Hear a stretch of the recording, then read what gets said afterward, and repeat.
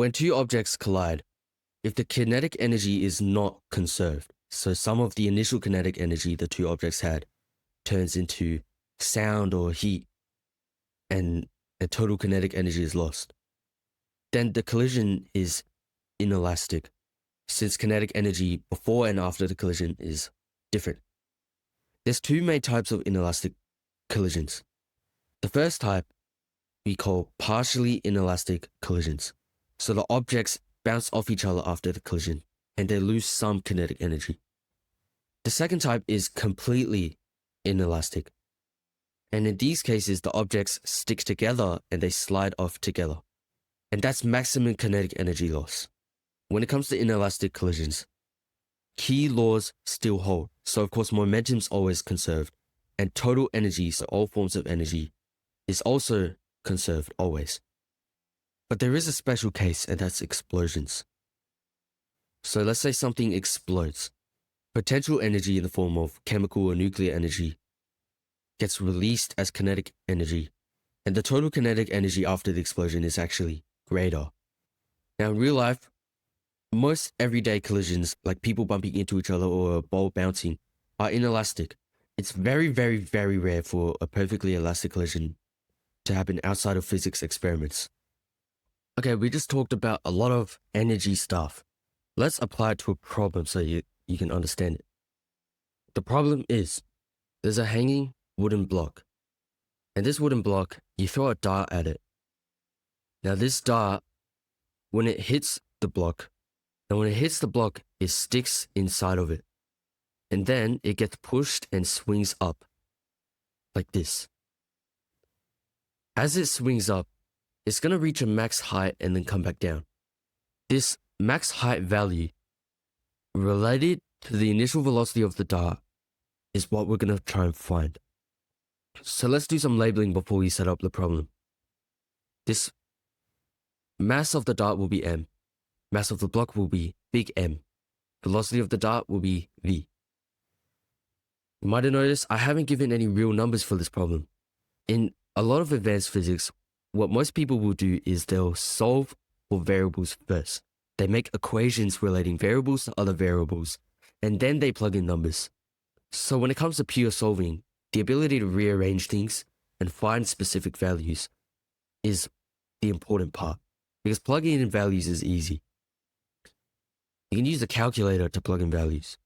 So here's our approach. We're looking for some kind of equation that relates v to max height. Whatever this might be, right? And because these objects stick together after the collision, that means it's completely inelastic.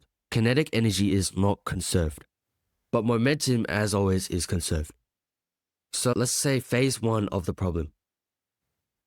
We will look at the short time they collide, the short collision time, where momentum's conserved but kinetic energy is not.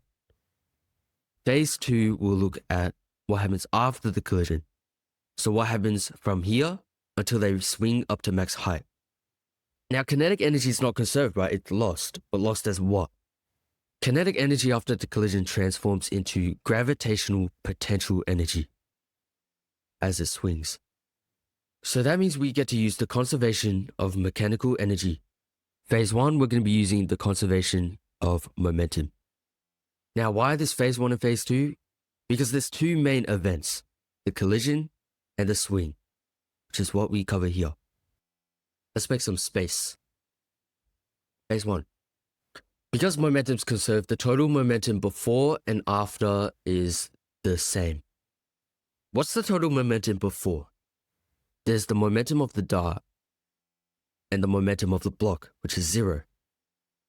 Because it's stationary, so we just won't write that. And the momentum after, since the objects stick together, it would be their combined mass multiplied by velocity primed, which just means the velocity after the collision. And we prime it because we want to clearly separate it from the initial velocity. They're different. Let's solve for this value right here. The velocity after is equal to mass times velocity divided by the combined mass. Cool. That's phase 1 done. Let's now solve for phase 2. Mechanical energy is kinetic energy plus potential energy. Kinetic energy is equal to 1 over 2 mass times velocity squared. And in this case, because the time interval we're using is after they stick together, it would be their combined mass. Yeah? If you look at the kinematic equations, velocity squared is 2 times acceleration times displacement. Acceleration here is acceleration due to gravity, and displacement is the max height, times 2. And if you plug this in to kinetic energy, let's do that really quick. Then this cancels out and you get this simplified version. Combined mass is multiplied by gravity times height. And that's your kinetic energy. Now, why do we do this? Let me explain the reasoning. This here doesn't do anything, this normal kinetic equation. It doesn't help us solve for what we're looking for. So we had to find a way to put it into terms where it relates to our actual problem. Now we have kinetic energy. We know that this is velocity squared after the collision. What's our options here now? We have height on one side, but we're trying to relate it to initial velocity. Let's look at what we've done. Do we have initial velocity anywhere? And are we able to insert it on the left side somehow? Because remember, our goal was to relate initial velocity to height in some way, whatever's in between, as long as they are on both sides of the equation.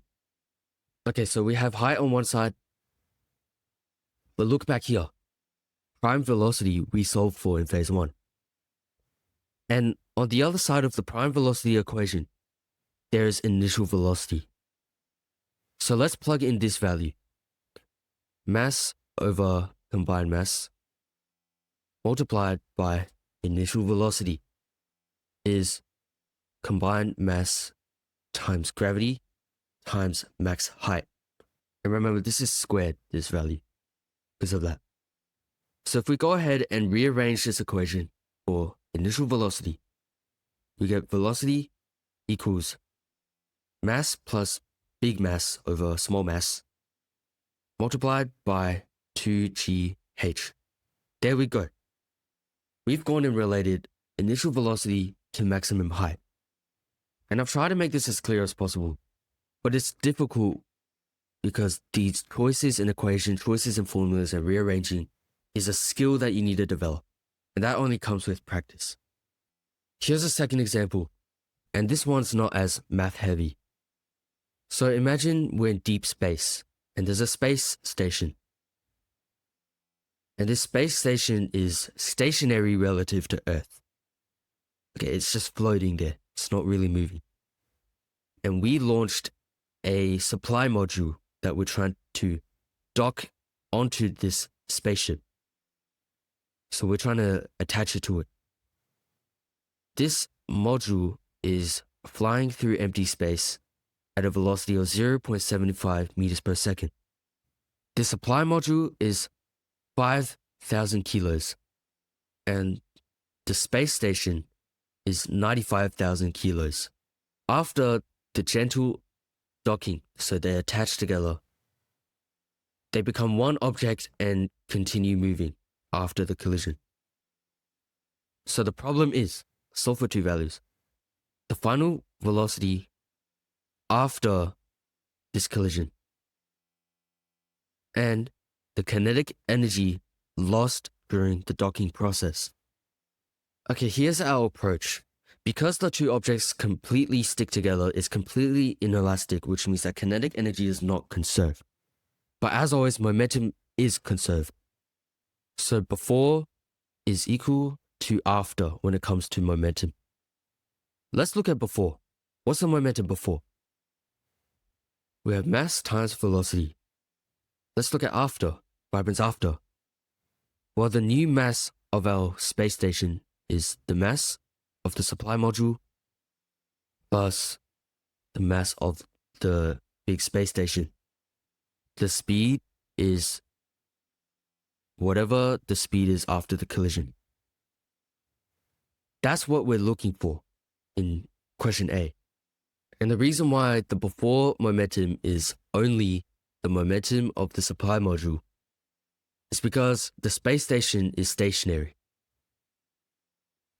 Now we're ready for some solving. If we go ahead and rearrange for this value, we get primed velocity is equal to momentum of the supply module and the combined mass. If you plug in our values, so what's the mass of the supply module? 5,000 kilos. The velocity, 0.75 meters per second divided by the combined mass, which is 5,000 kilos plus 95,000 kilos. The answer is 0.0375 meters per second. So after they collide and stick together, they float as one object at this speed, which is a lot slower than initially, but that makes sense because when they collide and stick together, the space station is very heavy, so it will slow down. Okay, what about question 2? The lost kinetic energy.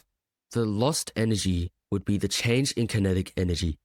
So the difference between the kinetic energy at the start versus the kinetic energy after collision. The difference. Let's find the initial kinetic energy. So initial kinetic energy, we'll use the formula. And we're using the mass and velocity of our supply module. Since the space station is at rest, there is no kinetic energy for the space station. Kinetic energy 1 is equal to 1,406.25 joules after plugging in our values. Okay, cool. Now we need our second kinetic energy after the docking. So kinetic energy 2 is equal to 1/2 combined mass times the velocity afterwards squared. This is 1/2 times 100,000 kilos multiplied by the value we found in question A, the final velocity squared. This gives you 70.3125 joules of energy after the collision. That's a lot less kinetic energy than there was at the start. 1,400 minus 70, and there's roughly 1,335 joules of kinetic energy lost during the docking process, which is why it slows down so much. By the way, something that really helps me is having all the formulas you ever need in one place. And I make these cheat sheets for myself, and if you want your own, it's in the description for free. So go sign up.